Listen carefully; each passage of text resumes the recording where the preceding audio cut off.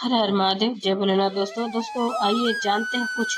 बहुत ही महत्वपूर्ण बातों के बारे में, बहुत ही महत्वपूर्ण उपायों के बारे में, जानकारियों के बारे में। पूज्य गुरुदेव के श्रीमुख से उन्हीं की कथा के दौरान जब वो बता रहे थे, तो कुछ अंश को मैं यहाँ प्रस्तुत कर रही हूँ। तो चलिए सुनते हैं उन्हीं के श्रीमुख से बहुत ही महत्वपूर्ण जानकारी। एक दिन शाम का समय, प्रदोष का दिन, प्रदोष काल, भगवान देवाधिदेव महादेव माँ जगतजननी पार्वती जी के साथ में भ्रमण करते। देखिए, अगर प्रदोष का व्रत नहीं कर सकते, प्रदोष के दिन आप व्रत नहीं कर सकते, मान लो आपसे भूखा नहीं रहा जाए, प्रदोष का व्रत नहीं कर सकते, प्रदोष के दिन आप भूखे नहीं रह सकते, मंदिर भी नहीं जा सकते, दिया भी नहीं लगा सकते, तो शिव महापुराण की कथा कहती है कि प्रदोष के दिन, प्रदोष काल में अपने ही दरवाजे के पास देवाधिदेव महादेव का स्मरण कर लक्ष्मी की वृद्धि के, कार्य सिद्धि के, संपदा को प्राप्त करने के लिए आप अपने ही दरवाजे के पास में एक दीप लगा सकते हैं। कौन से दिन? प्रदोष। उससे 1000 गुना शिवलिंग में बल की प्राप्ति होती है।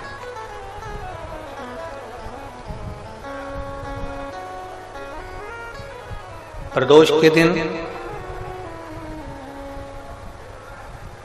यदि आपको कहीं से शमी पत्र मिल जाए, प्रदोष के दिन यदि कहीं से आपको शमी पत्र मिल जाए, और प्रदोष काल में, प्रदोष का जो समय होता है,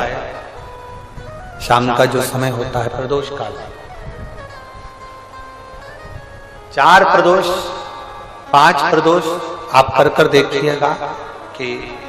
आपका कोई काम है, कोई नौकरी के लिए आप अप्लाई कर रहे हैं, कोई समस्या बड़ी विकट आ गई है, कोई तकलीफ, बड़ा गला पकड़ रहा है बेटा,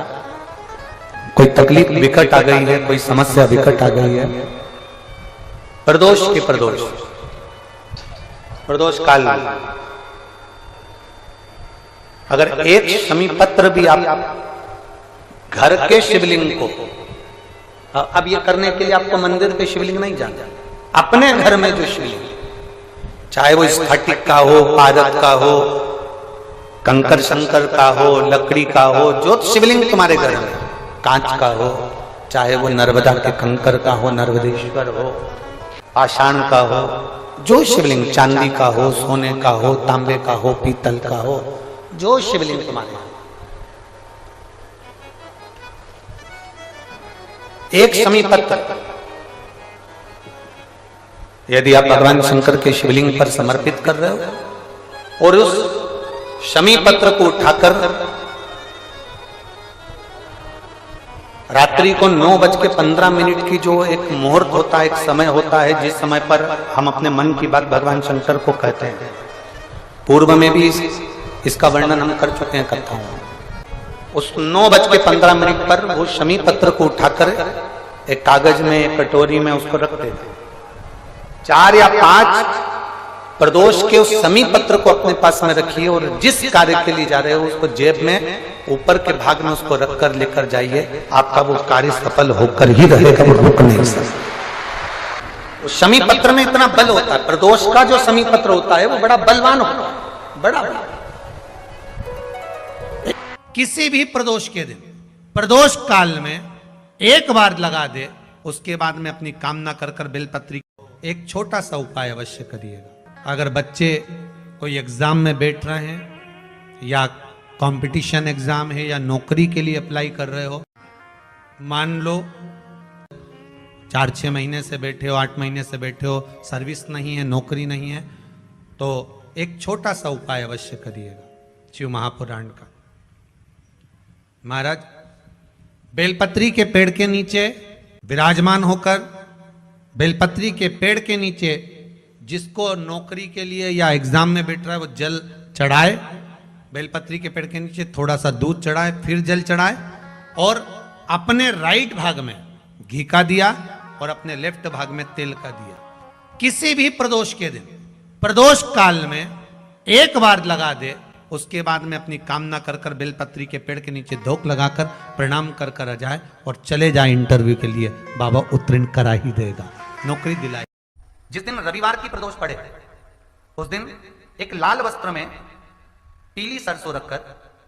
और उसके अंतर्गत कुछ भी एक, या तो बमूल का कांटा ना मिले तो गुलाब का कांटा ही उसके अंतर्गत रख लीजिए। और मान लो कोई काम ऐसा है कि उसमें पैसा तुम्हारा आ ही नहीं रहा, बहुत घाटे पर घाटा जा रहा है, नुकसान बहुत हो रहा है और कोई काम हो ही नहीं रहा, तो महाराज जिस दिन रविवार की प्रदोष पड़े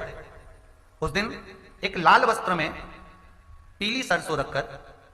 और उसके अंतर्गत कुछ भी एक, या तो बमूल का कांटा ना मिले तो गुलाब का कांटा ही उसके अंतर्गत रख लीजिए और उसको शिव मंदिर का स्मरण कराकर शंकर भगवान का नाम लेकर रू भैरव, कौन सा भैरव है उसकी भी कथा भी आने वाली है। ये दारुक नाम के राक्षस का संहार करने के लिए जब माता अवतार लेगी तब शंकर भगवान बच्चे का रूप रखकर रोएंगे, तो शिव जी का एक नाम होगा रू भैरव। ये भैरव कहां पर रहता है, तो कहा ये शमशान में रहता है। कहां रहता है ये भैरव? शंकर का जो एक अवतार है रू भैरव, ये भैरव अवतार शमशान में रहता है। तो इस भैरव का काम क्या है, तो कहा शमशान में, शमशान की जो अग्नि होती है भले गीली लकड़ी रहे, भले उसमें कोई पदार्थ डाले ना डाले, थोड़ी देर में वो अग्नि रू आवाज, हल्की सी शमशान की जो अग्नि जलती है उसमें एक आवाज आती है। आप ऐसे कोई अग्नि जलाएंगे ना तो आवाज नहीं आएगी, ध्यान देना। हमारे शमशान में अगर जो लोग गए होंगे मुर्दा जलाने के लिए, तो अगर वो एकांत में बैठेंगे तो उसमें से एक आवाज आती है रू रू रू। तो शिव पुराण कह रही है कि उस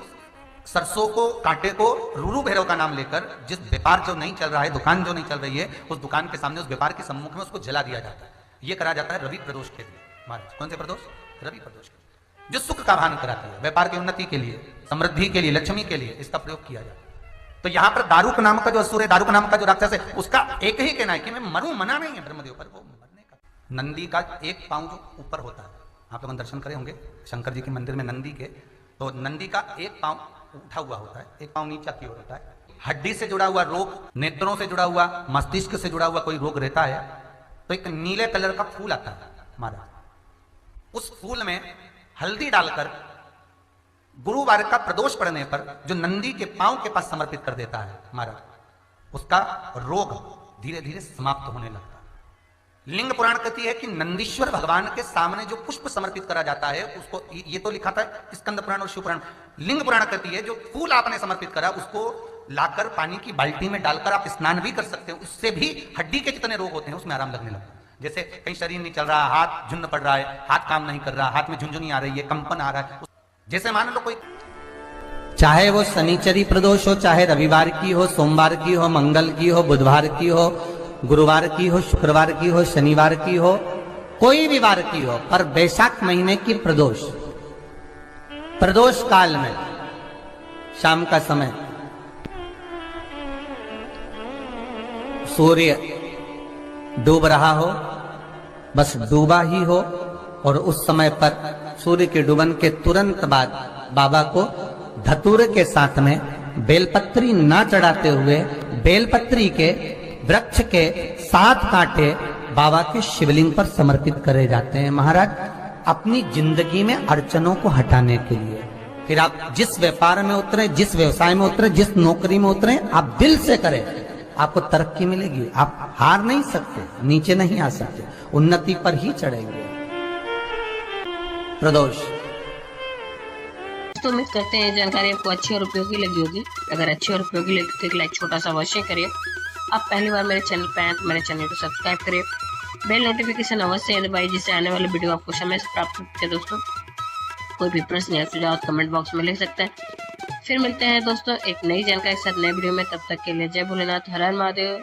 श्री शिवाय नमस्तुभ्यम। धन्यवाद दोस्तों।